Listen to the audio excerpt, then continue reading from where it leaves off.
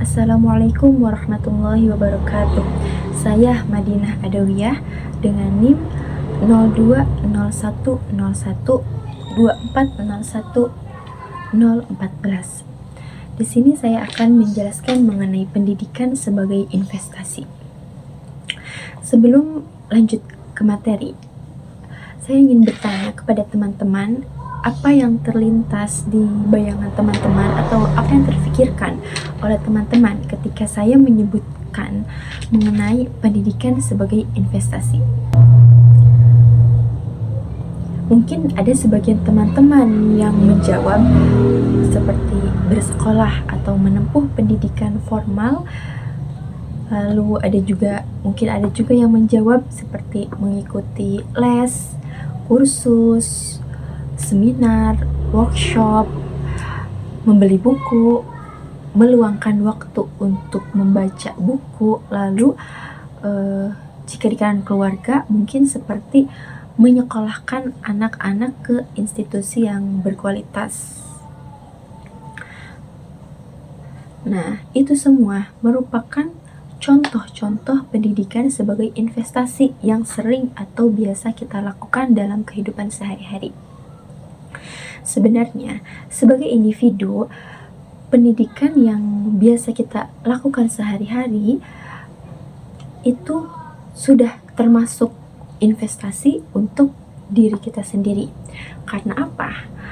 Karena individu yang memilih belajar pasti mereka juga mempunyai tujuan. Salah satunya untuk memperoleh keuntungan atau manfaat di masa depan. Salah satu tujuan daripada belajar atau bersekolah yaitu menciptakan kehidupan yang lebih baik. Bagi individu, pendidikan adalah kunci pembuka kesuksesan. Dengan ilmu pengetahuan dan keterampilan yang didapatkannya, individu tersebut dapat mengembangkan potensi yang dimilikinya untuk meningkatkan taraf hidupnya dan mencapai cita-cita yang diinginkan. Siapa sih yang tidak kenal dengan sosok di samping ini? Maudy Ayunda.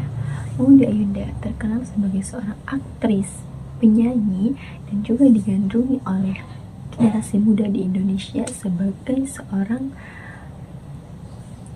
public figure atau inspirator dalam bidang pendidikan. Maudy Ayunda membuktikan kepada kita bahwa kesuksesannya dalam bidang hiburan tidak harus mengorbankan pendidikan. Bahkan Maudy Ayunda tepat bisa menyeimbangkan antara karir dan juga pendidikannya. Bisa kita lihat bahwa Maudy Ayunda sukses belajar dan meraih gelar sarjana di dua universitas terbaik di dunia, yaitu Oxford University dan Stanford University. Hal tersebut membuktikan kepada kita bahwa dengan pendidikan yang tinggi kita dapat mengembangkan kompetensi kita, potensi yang kita miliki, dan secara alamiah juga dapat meningkatkan taraf hidup kita menjadi lebih baik. Secara karir, Maudy Ayunda sudah mempunyai karir yang bagus, juga popularitasnya juga baik, popularitasnya juga tinggi. Namun Maudy Ayunda tidak puas begitu saja. Justru Maudy Ayunda yang juga aktif di sosial medianya terus menyuarakan kepada generasi muda di Indonesia untuk terus mengejar pendidikan yang lebih tinggi. Agar apa? Agar dapat mencapai cita-cita yang kita punya, agar kita dapat memperbaiki kualitas hidup kita dan juga memberikan manfaat yang baik untuk lingkungan sekitar kita. Dalam lingkungan keluarga, pendidikan merupakan warisan terbaik yang dapat diberikan kepada generasi setelahnya. Seperti contoh, kita mempunyai anak dan kita menyekolahkan anak kita kepada institusi terbaik yang ada di kota kita, dan anak kita mendapatkan pendidikan yang baik, maka anak tersebut mempunyai peluang untuk memutus rantai kemiskinan dan meningkatkan kesejahteraan hidupnya. Seperti yang kita tahu bahwa beberapa bulan kemarin Ustazah Oki beserta keluarganya berpindah ke Mesir karena Ustazah Oki dan suaminya ingin melanjutkan pendidikan ke jenjang yang lebih tinggi di negara Mesir, khususnya dalam bidang ilmu pengetahuan agama. Nah, hal tersebut juga Ustazah Oki lakukan sebagai contoh atau teladan untuk keluarganya, khususnya anak-anaknya, bahwa pendidikan itu merupakan proses yang tidak pernah berhenti, proses yang tidak ada batas waktunya, proses yang tidak ada batas usianya. Nah, begitu juga Ustazah Oki selalu menjadi contoh yang baik bagi keluarganya, terutama dalam hal pendidikan, karena Ustazah Oki yakin bahwa keluarga, terutama ibu, merupakan guru pertama bagi anak-anak mereka dengan menunjukkan sikap semangat yang tinggi dalam belajar, tekun belajar, dan komitmen pada pendidikan. Ustazah Oki yakin akan melahirkan anak-anak atau penerus yang juga mencintai ilmu pengetahuan dan pendidikan. Lalu Ustazah Oki juga mengajarkan pentingnya pendidikan holistik, bukan hanya akademik, namun juga aspek moral dan karakter. Dalam keluarga Ustazah Oki, anak-anak tidak hanya didorong untuk belajar pelajaran sekolah, namun juga diajarkan bagaimana menjadi pribadi yang baik, berbudi pekerti luhur, dan memiliki kepedulian terhadap sesama. Lalu yang selanjutnya, Ustazah Oki juga selalu mengingatkan di kanal YouTube-nya dan di media sosialnya bahwa pentingnya keterlibatan orang tua dalam hal mendidik anak. Ustazah Oki selalu melibatkan diri dalam proses pendidikan anak-anaknya. Ia tidak menyerahkan sepenuhnya pendidikan kepada sekolah, tetapi aktif mendampingi anak-anaknya belajar. Sementara bagi sebuah bangsa, pendidikan adalah aset strategis. Negara yang berinvestasi dalam pendidikan akan menciptakan sumber daya manusianya yang berkualitas, kreatif, inovatif, dan mampu bersaing di tingkat global. Teori human capital diperkenalkan oleh Theodore Schultz dan dikembangkan oleh Gary Becker. Teori ini menyatakan bahwa manusia bukan sekedar modal atau tenaga kerja, tetapi juga aset yang dapat dikembangkan dan ditingkatkan nilainya, kemampuannya, potensinya melalui apa? Melalui investasi seperti pendidikan, pelatihan, dan pengalaman kerja. Lalu apa sih hubungannya teori human capital ini dan pendidikan? Nah, teori human capital memaparkan bahwa pendidikan bukan hanya sekedar proses transfer ilmu pengetahuan, tetapi juga sebagai upaya meningkatkan kualitas individu yang nantinya akan memberikan manfaat ekonomi dan sosial bagi masyarakat lingkungan sekitarnya. Pendidikan dianggap sebagai investasi karena memiliki potensi untuk meningkatkan keterampilan, produktivitas, dan kesejahteraan seorang individu di masa depan. Setelah sebelumnya kita membahas mengenai pendidikan sebagai investasi, maka yang selanjutnya adalah investasi pendidikan. Sebelumnya sudah dibahas atau diinformasikan bahwa investasi adalah pengalokasian atau pengeluaran sumber daya berupa waktu, uang, dan tenaga yang dilakukan baik oleh individu, keluarga, masyarakat, atau pemerintah, atau suatu lembaga. Lalu, apa sih itu investasi pendidikan? Investasi pendidikan merujuk pada pengeluaran atau pengalokasian sumber daya seperti uang, waktu, dan tenaga yang dilakukan oleh individu, keluarga, masyarakat, bahkan pemerintah untuk mendukung proses pendidikan. Lalu tujuan daripada investasi pendidikan adalah untuk meningkatkan kualitas sumber daya manusia dan mendapatkan manfaat yang lebih baik jangka panjang, baik secara ekonomi maupun sosial. Lalu ada beberapa investasi pendidikan yang mungkin lumrah sudah biasa kita lakukan, baik dari dalam lingkungan keluarga, masyarakat, pemerintah maupun individu. Yang pertama, dalam lingkup keluarga, investasi pendidikan itu dapat berbentuk atau contoh investasi pendidikan dalam lingkungan keluarga. Yang pertama adalah membiayai sekolah. Nah, baik membiayai sekolah secara mandiri atau untuk diri sendiri maupun untuk keluarga, yaitu seperti untuk anak-anak kita. Nah, ketika kita mengeluarkan uang kita, tenaga kita untuk proses pendidikan, maka itu sudah termasuk bentuk investasi pendidikan. Ketika kita memilih sekolah atau lembaga terbaik untuk anak kita bersekolah, untuk diri kita sendiri menempuh pendidikan, hal tersebut merupakan bentuk daripada investasi pendidikan untuk diri kita sendiri maupun keluarga. Lalu yang selanjutnya,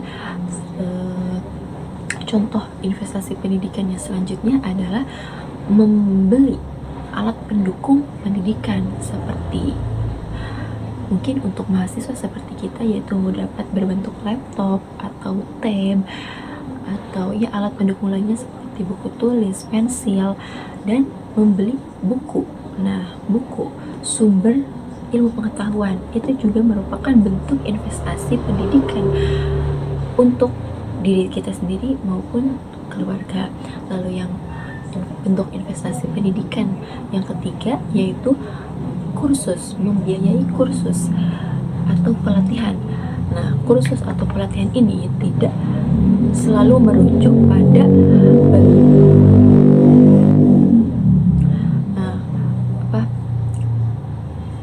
membiayai kursus atau pelatihan ini tidak selalu merujuk kepada pelajaran-pelajaran yang sudah dipelajari di sekolah. Namun, ketika kita melihat potensi dalam diri kita atau potensi dalam di anak kita atau di keluarga kita, nah seperti misalkan contohnya kita mempunyai suara bagus, kita mempunyai potensi untuk bernyanyi yang baik, maka tidak ada salahnya untuk kita mengembangkan potensi tersebut melalui kursus atau pelatihan menyanyi. Lalu misalkan kita mempunyai potensi dalam bidang olahraga, misalkan dalam bidang olahraga berenang, maka tidak ada salahnya untuk kita mengikuti pelatihan berenang atau mengikuti kursus berenang.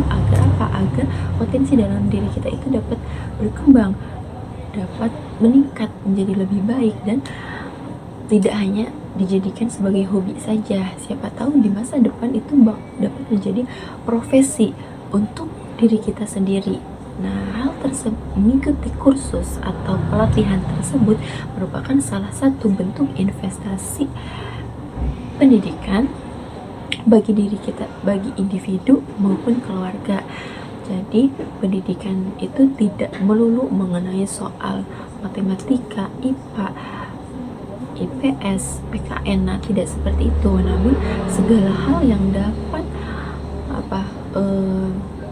mengembangkan kualitas diri, mengembangkan potensi diri kita, itu juga termasuk ke dalam pendidikan.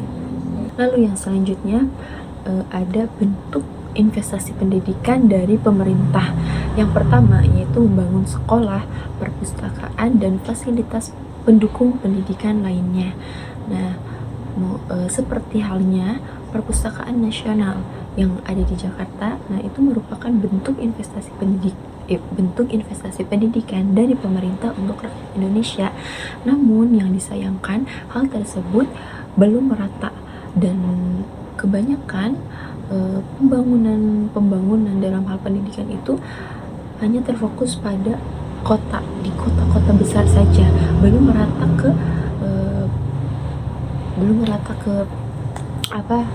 ke wilayah-wilayah terpencil atau bahkan pelosok atau pedalaman di Indonesia. Bahkan menurut saya justru yang paling membutuhkan itu adalah masyarakat di pedalaman atau di pelosok atau di daerah-daerah lainnya yang bukan kota. Nah, sedangkan masyarakat kota itu dari segi pendapatannya saja, dari segi individunya saja, mereka pasti mempunyai uang yang lebih gitu untuk investasi pendidikan bagi diri mereka sendiri. Sedangkan masyarakat yang ada di daerah itu dari segi pendidikan, dari segi keuangannya, dibandingkan orang kota pasti lebih banyak gitu. Jadi harusnya justru yang lebih butuh bantuan itu adalah masyarakat yang di kota terpencil gitu, daripada di daerah terpencil, daripada masyarakat di kota. Ya, dengan kata lain bahwa bantuan pembangunan sekolah atau fasilitas pendukung pendidikan dari pemerintah itu tidak merata dan selalu hanya terfokus pada kota-kota besar seperti itu. Lalu yang kedua, menyediakan beasiswa atau bantuan bagi siswa yang kurang mampu. Nah, mungkin hal tersebut sudah ada beberapa siswa atau mahasiswa juga yang merasakan, yaitu seperti kartu KIP, kartu Indonesia Pintar, atau PIP, program Indonesia Pintar. Nah, program-program tersebut merupakan bentuk investasi pendidikan dari pemerintah kepada siswa atau mahasiswa yang berprestasi atau mempunyai prestasi akademik atau non-akademik, namun terhalang keterbatasan biaya atau keuangan. Lalu yang selanjutnya ada meningkatkan kualitas guru melalui pelatihan, yaitu memberikan pelatihan kepada guru, baik workshop, seminar, webinar, untuk melahirkan atau menciptakan guru-guru yang profesional dan kompeten di bidangnya, seperti itu. Lalu yang terakhir ada investasi pendidikan, bentuk investasi pendidikan dalam lingkup masyarakat. Yang pertama yaitu mendirikan lembaga pendidikan atau yayasan sosial untuk mendukung pendidikan. Lalu yang kedua, memberikan donasi atau beasiswa kepada siswa berprestasi. Nah, contohnya ada beberapa lembaga pendidikan atau yayasan pendidikan yang mempunyai di suatu lembaganya itu ada orang tua asuh. Nah, mungkin ada beberapa teman juga yang pernah merasakan hal tersebut. Sistem orang tua asuh itu biasanya diberikan kepada siswa-siswa yang berprestasi, namun orang tua kandungnya atau walinya itu tidak mempunyai biaya atau keuangan yang baik atau yang stabil. Maka si orang tua asuhnya inilah yang akan membiayai sepenuhnya biaya pendidikan siswa atau mahasiswa tersebut. Dan bahkan orang tua asuh tersebut memberikan keperluan untuk biaya hidupnya, segala hal sebagai penunjang pendidikan anak tersebut. Nah, hal tersebut merupakan contoh investasi pendidikan dari masyarakat untuk siswa-siswa yang sedang menempuh pendidikan. Mungkin itu saja yang bisa saya sampaikan, kurang lebihnya mohon maaf. Wassalamualaikum warahmatullahi wabarakatuh.